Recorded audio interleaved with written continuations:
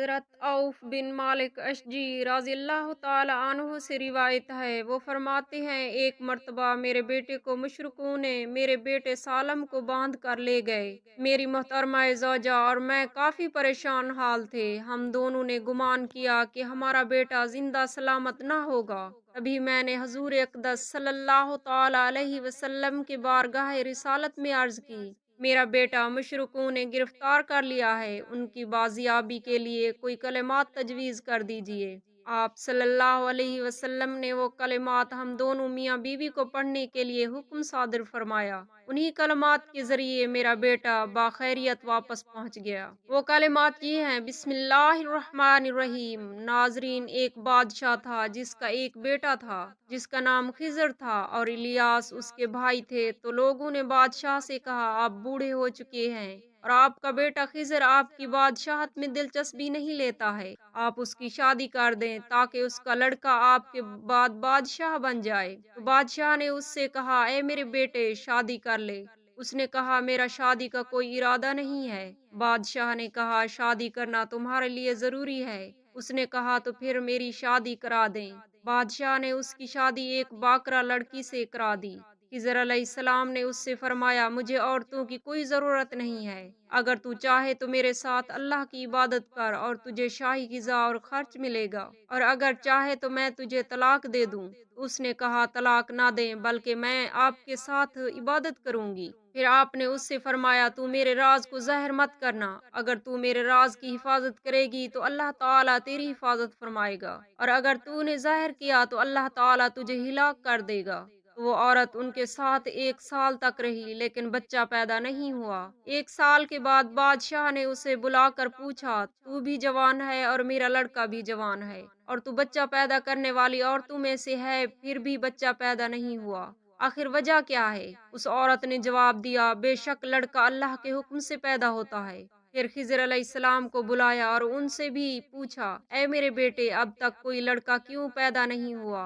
آپ نے بھی وہی جواب دیا، لڑکا تو اللہ تعالیٰ کے حکم سے پیدا ہوتا ہے۔ تو بادشاہ سے کہا گیا، شاید یہ عورت بانجھ ہے، بچہ جننے کی صلاحیت نہیں رکھتی ہے، ان کی شادی کسی بچے پیدا کرنے والی عورت سے کرا دیجیے۔ بادشاہ نے خضر علیہ السلام سے کہا، اس عورت کو طلاق دے دے۔ خضر علیہ السلام نے عرض کیا، آپ میرے اور اس کے درمیان جدائی کریں گے، میں اس سے خوش ہوں۔ بادشاہ نے کہا، جدائی ضروری ہے۔ پھر آپ نے اسے طلاق دے دی۔ پھر ان کی شادی سیبا اور بچے جننے والی عورت سے کرا دی۔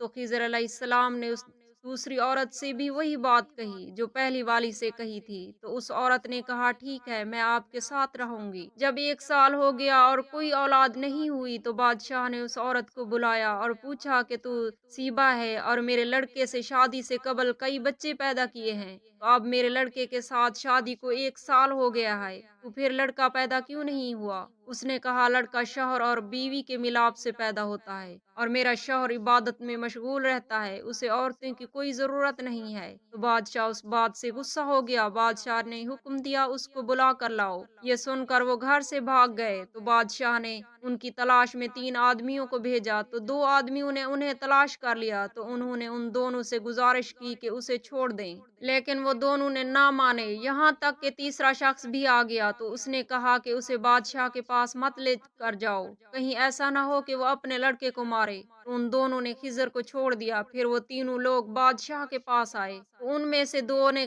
بادشاہ کو بتایا کہ ہم نے اسے پکڑ لیا تھا، لیکن اس تیسرے شخص نے اسے چھڑوا دیا۔ تو بادشاہ نے اس تیسرے آدمی کو گرفتار کر لیا۔ پھر بادشاہ نے غور و فکر کیا اور ان دونوں آدمیوں کو بلایا اور کہا، تم دونوں نے میرے لڑکے کو ڈرایا یہاں تک کہ وہ بھاگ گیا۔ پھر ان دونوں کے قتل کا حکم دیا، تو وہ دونوں قتل کر دیے گئے۔ پھر خضر کی دوسری بیوی کو بلایا اور کہا، تو نے میرے لڑکے کو بھگایا اور اس کے راز کو فاش کر دیا، اگر تو اس کے راز کو فاش نہ کرتی تو وہ میرے پاس موجود رہتا۔ تو بادشاہ نے اس کی دوسری بیوی کو قتل کروا دیا اور پہلی بیوی کو چھوڑنے والے مرد کو رہا کر دیا۔ پھر اس عورت نے جانے کے بعد شہر کے دروازے پر ایک خیمہ بنایا، وہ لکڑیاں جمع کرتی اور انہیں بیچتی اور اس کی قیمت سے گزارا کرتی تھی۔ پھر ایک دن شہر سے ایک فقیر آدمی نکلا، تو اس نے کہا، بسم اللہ، اللہ کے نام سے شروع۔ اس عورت نے کہا، کیا تم اللہ کو جانتے ہو؟ اس نے کہا، ہاں، اور میں خضر علیہ السلام کا ساتھی ہوں۔ تو عورت نے کہا اور میں خضر علیہ السلام کی بیوی ہوں۔ تو اس شخص نے اس عورت جیسے خضر علیہ السلام نے طلاق دے دی تھی ان سے شادی کر لی اور اس سے ایک بچہ پیدا ہوا اور وہ عورت فرعون کی بیٹی تھی۔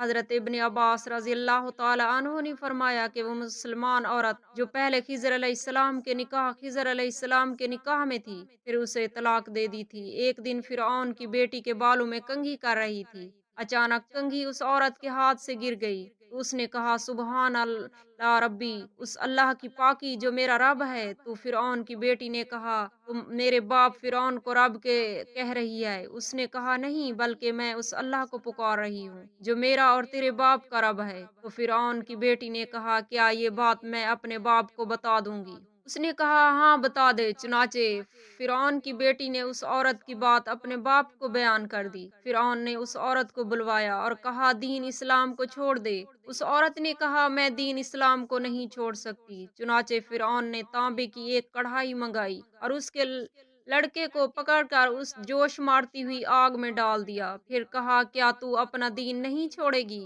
اس عورت نے کہا نہیں۔ پھر اس نے اس کے دوسرے لڑکے پکڑ کر گائے میں ڈال دیا، اس طرح سارے بچوں کو اس میں ڈال کر ختم کر دیا۔ پھر اس سے کہا کیا تو اب بھی باز نہیں آئے گی؟ اس نے کہا نہیں۔ پھر اس کے بارے میں بھی حکم دیا کہ اسے بھی کھولتی ہوئی آگ میں ڈال دیا جائے۔ اس عورت نے کہا مرنے سے پہلے میری ایک خواہش ہے۔ پوچھا وہ کیا ہے؟ اس نے کہا جب تو مجھے تانبے کی کڑھائی میں ڈالے پھر اس کڑھائی کو اٹھا کر ہمارے اس گھر میں ڈال دے جو شہر کے دروازے پر ہے، پھر کڑھائی کو ہٹا کر اس گھر کو ہمارے اوپر ڈھا دے تاکہ وہ گھر ہم سب کی قبر بن جائے۔ فرعون نے کہا ٹھیک ہے، تیری یہ بات ہمیں منظور ہے کیونکہ ہم پر تیرا یہ حق ضروری ہے۔ چنانچہ اسے مارنے کے بعد اس کے ساتھ ایسا ہی کیا گیا۔ ابن عباس رضی اللہ تعالی عنہ سے روایت ہے کہ نبی کریم صلی اللہ علیہ وسلم نے ارشاد فرمایا معراج کی رات جب میں نے سفر کیا تو میں نے ایک پاکیزہ خوشبو سونگھی۔ میں نے کہا اے جبرائیل یہ کیا ہے؟ تو انہوں نے کہا یہ فرعون کی بیٹی کے بال سنوارنے والی عورت اور اس کے بچے کی خوشبو ہے۔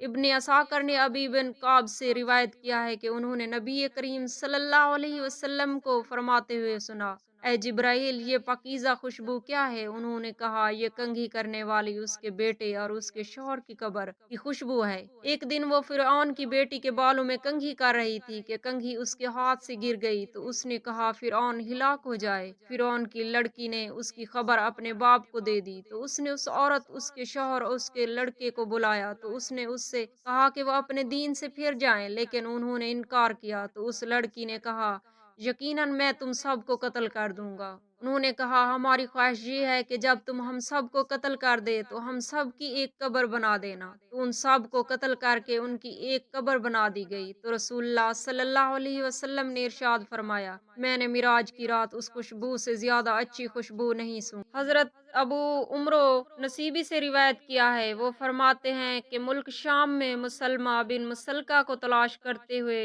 نکلا اور کہا یہ جاتا تھا کہ وہ ابدال ہیں، تو میں نے ان سے اردن کی وادی میں ملاقات کی تو انہوں نے مجھ سے کہا کیا میں تمہیں ایک ایسی چیز کے بارے میں نہ بتا دوں جو آج میں نے اس وادی میں دیکھی ہے؟ میں نے کہا کیوں نہیں؟ انہوں نے فرمایا کہ میں وادی میں داخل ہوا تو میں نے ایک بزرگ کو دیکھا جو ایک درخت کے قریب نماز پڑھ رہے ہیں، تو میرے دل میں یہ بات ڈال دی گئی کہ ضرور الیاس علیہ السلام ہے، تو میں ان سے قریب ہوا اور انہیں سلام کیا تو انہوں نے میرے سلام کا جواب دیا تو میں نے کہا آپ کون ہیں؟ اللہ تعالیٰ آپ پر رحم فرمائے۔ فرمایا میں اللہ کا نبی الیاس علیہ السلام ہوں۔ میں نے کہا اے اللہ کے نبی کیا زمین میں آج ابدال موجود ہیں؟ فرمایا ہاں 60 ابدال موجود ہیں، ان میں سے 50 عرش سے فرات کے درمیان میں ہیں، 3 مسیسہ، ایک گاؤں ہے جو دمشق سے قریب ہے اور ایک انتظائیہ میں ہے اور باقی 10 عرب کے تمام شہروں میں ہیں۔ کشیری نے اپنے رسالہ میں ایک سند سے خواص رضی اللہ تعالی عنہ سے روایت کیا ہے، وہ فرماتے ہیں ایک مرتبہ عوف بن مالک اشجعی رضی اللہ تعالی عنہ کے ایک فرزند کو جن کا نام سالم تھا مشرکوں نے گرفتار کر لیا تو عوف بن مالک رضی اللہ تعالی عنہ حضور اقدس صلی اللہ علیہ وسلم کی بارگاہ رسالت میں حاضر ہوئے اور اپنی مفلسی و فاقہ مستی کی شکایت کرتے ہوئے یہ عرض کیا کہ مشرکوں نے میرے بچے کو گرفتار کر لیا ہے جس کے صدمہ سے اس کی ماں بے حد پریشان ہے، تو اس سلسلے میں آپ مجھے کیا کرنا چاہیے؟ تو حضور اقدس صلی اللہ علیہ وسلم نے فرمایا کہ تم صبر کرو اور پرہیزگاری کی زندگی بسر کرو اور تم یہ ورد باکثرت پڑھو۔ تو حضرت عوف بن مالک رضی اللہ تعالی عنہ فرماتے ہیں کہ میں گھر واپس گیا اور اپنی زوجہ محترمہ کو بھی ان کلمات کا بتایا۔ ہم دونوں میاں بیوی اللہ کے حضور یہ ورد کرنے لگے، بسم اللہ الرحمن الرحیم، ولا حول ولا قوت الا باللہ العلی العظیم۔ پڑھا کرو اور بچے کی ماں کو بھی تاکید کر دو کہ وہ بھی کثرت سے اس وظیفہ کا ذکر کرتی رہیں۔ یہ سن کر عوف بن مالک اشجعی رضی اللہ تعالی عنہ اپنے گھر چلے گئے اور اپنی بیوی کو یہ وظیفہ بتا دیا۔ پھر دونوں میاں بیوی اس وظیفہ کو باکثرت پڑھنے لگے۔